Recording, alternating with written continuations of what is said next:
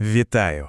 Сёння мы з вами паговорым пра чалавека, якога літаральна называюць бацькам сучаснай беларускай літаратуры, пра таго, чый голас цэлая імперія спрабавала заглушыць, але так і не змагла. Гэта гісторыя пра Вінцэнта Дуніна-Марцінкевіча. Вось паглядзіце на гэты партрэт. Перад намі Вінцэнт Дунін-Марцінкевіч. Менавіта гэты чалавек узяў на сябе неймаверную смеласць даць беларускаму народу уласны голас у літаратуре. І зрабіў гэта ў той час, калі такое здавалася практычна немагчымым. І вось у гэтым, ведаеце, і заключаецца галоўная драма ягонага лёсу. Гэта ж гісторыя не проста пра пісьменніка. Гэта гісторыя пра тое, як творчы геній суткнуўся з каласальным ціскам імперскай машыны, але ўсё роўна, нягледзячы ні на што, знайшоў спосаб дагрукацца да будучых пакаленняў. Дык хто ж ён такі? Гэты наш першы класік. Вінцэнт Дунін-Марцінкевіч – гэта, канешне, не проста імя з падручніка. Гэта асоба, якая ў 19 стагоддзі фактычна з нуля стварыла новую беларускую літаратуру. І што цікава, значнасць ягойнай постаці з гадамі, здаецца, толькі расце. Каб зразумець яго сапраўдны маштаб, варта проста паслухаць, як пра яго пісалі даследчыкі. Яны казалі, што ён дасягнуў такіх вяршын, які відаць праз гады і адлегласці. То бок, па сутнасці ён ствараў не на адно пакаленне, а на цэлае староддзе наперад. І адразу вынікае пытанне, адкуль жа ўзяўся гэты геній?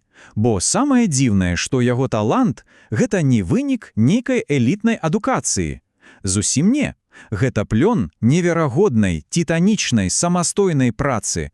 Ён жа паходзіў з даволі сціплай шляхты і прабіваў сабе шлях цалком сам. Давайте хутка зірнем на ключавыя даты. Вось нарадзіўся ён у 1808 годзе ў сям'і збяднелага шляхціца. Это адразу азначала, што пра нейкую бліскучую кар'еру можна было і не марыць. Яго адзінай фармальнай адукацыяй стала звычайнае павятовае вучылішча. Але чалавек ён быў амбіцыйны. І праз гады упартай працы у 1840-м ён нарэшце набывае уласны маёнтак, люцінку, якая стане ягонай творчай крэпасцю. І гэты шлях да літаратуры быў, ведаеце, такім вельмі практычным. Ён не сядзеў увесь час у кабінеце. Ён быў памочнікам каморніка, бачыў на свае вочы, як дзеляць землю, працаваў у судзе, сутыкаўся з рэальнымі чалавечымі драмамі, з несправядлівасцю, быў перакладчыкам, адточваючы сваё валаданне словам. Увесь гэты жыццёвы досвед і стаў тым самым палівам для яго будучых твораў. І вось тут, напэўна, мы бачым сапраўдны маштаб яго асобы. Усё, што зрабіла яго геніем, ён засвоіў сам. Толькі уявіце сабе, чалавек з павятовай адукацыяй самастойна вывучае мовы, каб чытаць Вальтера і Бальзака ў арыгінале. Гэта ж не проста прага да ведаў, гэта нейкая неверагодная праца інтэлекту. А цяпер мы падходзім да самага плённага перыяду яго творчасці. Ён жа не проста пісаў, не.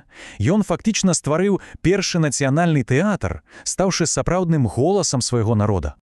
Яго ж нездарма празвалі беларускім дударом. Дуда – гэта які інструмент? Гэта той, што гаворыць голасам народа. І вось Марцінкевіч, нібы той дудар, здолеў праз сваю творчасць агучыць тое, што адчувалі, пра што марылі і чым жылі простыя беларусы. Гэтая мянушка, яна, па сутнасці, ключ да разумення ўсёй яго місіі. Проста паглядзіце на гэтую разнастайнасць.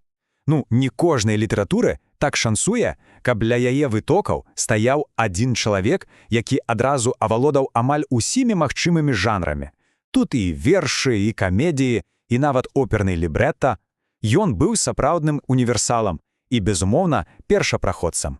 І што, мабыць, самае ўражвальнае, яго талант не абмяжоўваўся толькі літаратурай.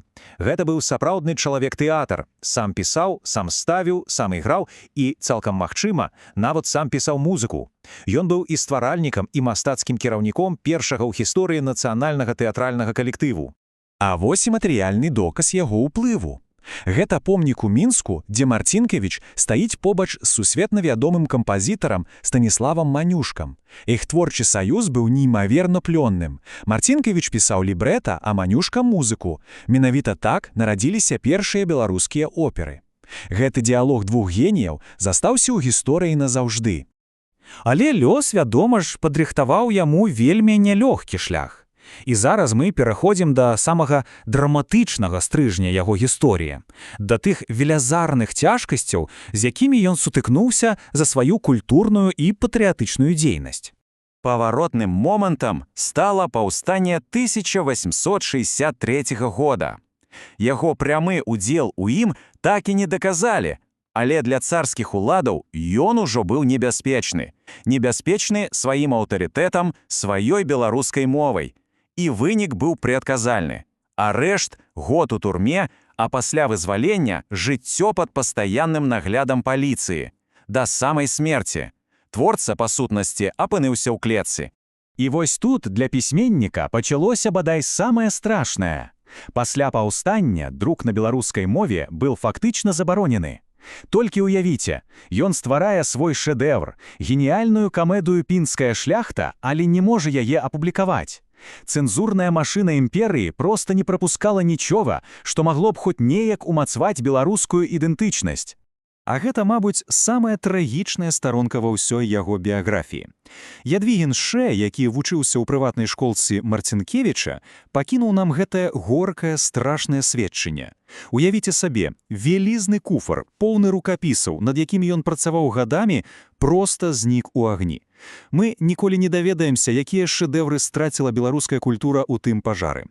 Але не гледзячы на ўсе спробы прымусіць яго замаўчаць, не гледзячы на гады рэпрэсій, не гледзячы на забыццё, яго творчасць і яго памяць у канцатковым выніку ўсё ж перамаглі. У ягоным некралогу былі напісаны сапраўды прарочыя словы. Удзячна і сардэчна ўспомняць яго некалі наступныя беларускія пакаленні. Сучаснікі ўжо тады, відаць, разумелі, нават калі яны не могуць ацаніць яго напоўніцу, будучыя пакаленні ўсё расставіць па сваіх месцах. І яны не памыліліся. І сёння гэтая памяць жыве не толькі ў кнігах. Яна ў помніку на яго магіле, у мемарыяльным знаку ў Люцінцы, у назвах вуліц і цэлых тэатраў. Але самае галоўнае, яна жыве на сцэне. Яго забароненая некалі «Пінская шляхта» сёння грыміць на сцэне Купалаўскага тэатра, даказваючы, што сапраўднае мастацтва заўсёды мацнейшае за любую цэнзуру. Больш за тое, яго значнасць прызналі і на сусветным узроўні. У 2008 годзе ЮНЕСКО афіцыйна аб'явіла год годам Вінцэнта Дуніна Марцінкевіча, паставіўшы яго в адзін шэраг з найважнейшымі дзеячамі сусветнай культуры. І гэта, мабуць, і ёсць галоўнае пытанне. Чаму чалавек, якому не давалі друкавацца, чые творы знішчыліся агнём, чыё імя замаўчвалася? Чаму ён аказаўся настолькі неабходным для нас, для сучасных беларусаў? Ведаеце, лепш, чым іншы наш класік, Янка Купала, тут і не скажаш. Марцінкевіч здолеў настроіць той самы культурны інструмент, тую дуду-самагуду, якая грае для нас і сёння. Ён даў голас нацыі, і гэты голас, як аказалася, стаў вечным.